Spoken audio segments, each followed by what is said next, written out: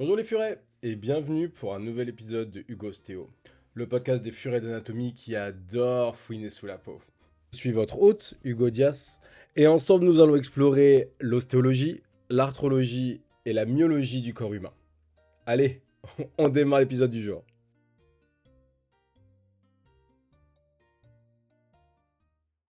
Épisode numéro 4, l'arthrologie de la hanche, ou articulation coxofémorale. En premier, son type, c'est une énarthrose, où elle est dite sphéroïde, car elle a 3 degrés de liberté. Elle supporte d'énormes pressions, littéralement tout le poids du corps. 2. Les surfaces articulaires. En premier, l'acétabulum. 1. Situation, partie moyenne de la face externe de l'os iliaque. C'est une moitié de sphère de 2 cm de rayon. Elle est limitée par le sourcil acétabulaire. 2. Forme, c'est une demi-sphère. 3. Orientation. L'acétabulum regarde en bas, dehors, avant. Est incliné de 30 à 40 degrés sur les plans horizontal et frontal. 4. Dimensions, 25 mm de rayon. L'acétabulum présente 2 parties à décrire. La partie centrale, qui est quadrilatère, non articulaire, qu'on appelle aussi l'arrière-fond, et une partie périphérique en forme de croissant à concavité inférieure, avec une corne antérieure et une corne postérieure, comme vu lors de l'ostéologie. C'est cette partie périphérique qui est articulaire. 5. Encroûtée de cartilage articulaire. Sur cette partie périphérique de l'acétabulum, on retrouve ce qu'on appelle le labrum, ou le bourrelet. C'est un élément triangulaire de fibrocartilage implanté sur le sourcil acétabulaire. Son rôle, c'est de combler les échancrures en fait à l'acétabulum, donc surtout les échancrures iliopubiennes, ilio-sciatiques, mais ce labrum passe en pont au-dessus de l'échancrure ischio-pubienne.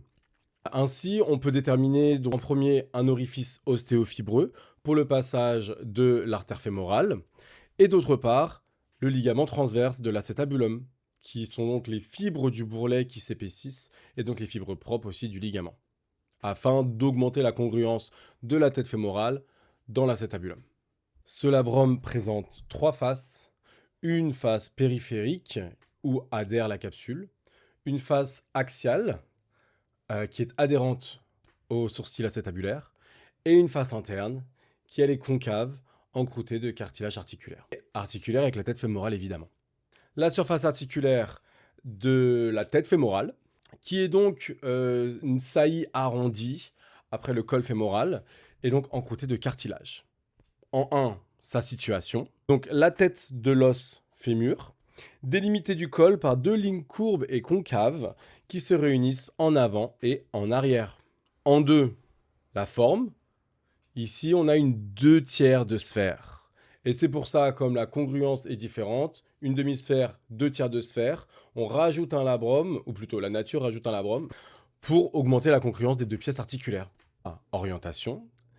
La tête fémorale regarde en haut, dedans, avant. 4. Dimension. 25 mm de rayon. 5. Encroûté de cartilage articulaire.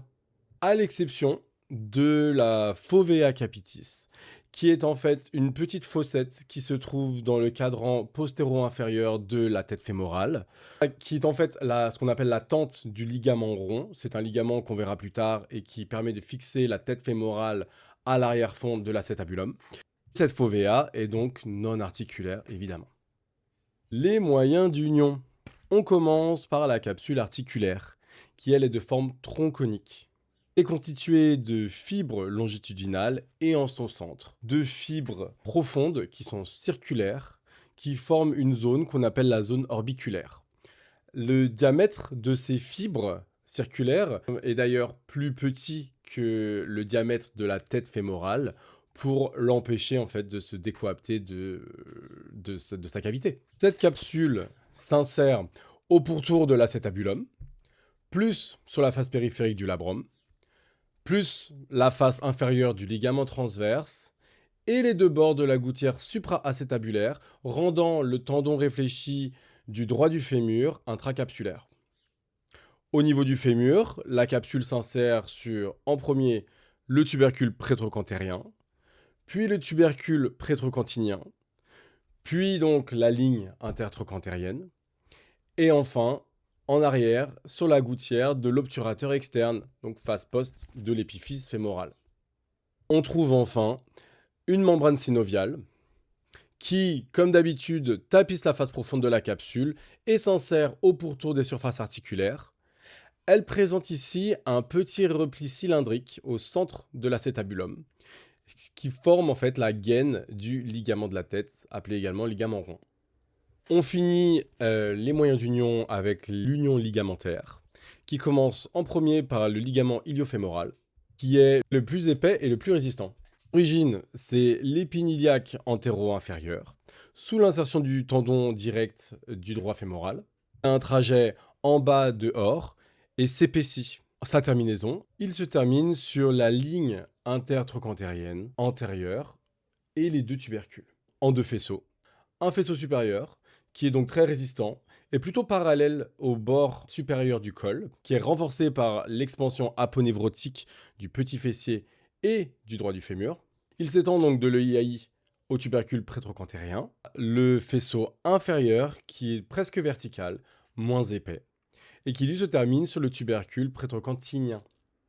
On enchaîne avec le ligament pubofémoral, qui a pour origine l'éminence iliopectinée, donc la branche horizontale du pubis, la lèvre antérieure de la gouttière sous-pubienne, juste à côté du pectiné. Le trajet, c'est en bas, dehors, arrière, et sa terminaison sur le petit trochanter, en dessous du muscle iliopsoas. Les ligaments iliofémoral et pubofémoral sont des épaississements de la capsule de la coxo. Le ligament ischiofémoral maintenant, qui est donc le plus mince, qui lui est un épaississement de la capsule, mais cette fois-ci postérieur. Son origine, c'est la gouttière sous-acétabulaire. Il a un trajet en haut, dehors, avant, qui va en se rétrécissant, croise la face postérieure du col pour rejoindre la partie supérieure de la capsule. Sa terminaison, c'est la face interne du grand trochanter, en avant de l'obturateur interne et de la fossette digitale de l'obturateur externe. Dernier ligament qui permet donc la congruence des deux pièces articulaires au niveau de la coxofémorale, le ligament de la tête fémorale, une lame épaisse qui a pour origine donc la fossette du ligament rond, cette fovea capitis, qui est donc le quadrant postéro-inférieur près du sommet de la tête fémorale. Son trajet c'est en bas, et donc il s'enroule autour de la tête fémorale. Il présente à décrire deux faces, une extérieure qui est donc concave, qui est en contact avec la tête fémorale, et une intérieure qui est convexe, en regard de l'arrière-fond de l'acétabulum et du coussin adipeux. Parce qu'il y a du gras au niveau de l'arrière-fond pour limiter les chocs en fait des os l'un contre l'autre. La terminaison se fait en trois faisceaux. On a donc le faisceau antérieur qui est en arrière de la corne antérieure, le faisceau moyen qui se termine donc sur le ligament transverse, et le faisceau postérieur du ligament de la tête qui lui se termine en arrière de la corne postérieure. À noter que le ligament rond est intracapsulaire mais bien extra-synovial car rien ne s'insère dans la synoviale. Il est donc extra-articulaire. Merci beaucoup d'avoir écouté jusqu'au bout. Que tu sois étudiante en médecine, passionnée de sciences ou juste furée curieuse et que l'épisode t'a plu, ça m'aiderait beaucoup si tu pouvais lui donner quelques petites étoiles, que tu le partages pour le rendre visible, parce que l'algorithme est très sévère par ici. Tu peux soutenir le podcast Hugo Stéo directement sur Tipeee.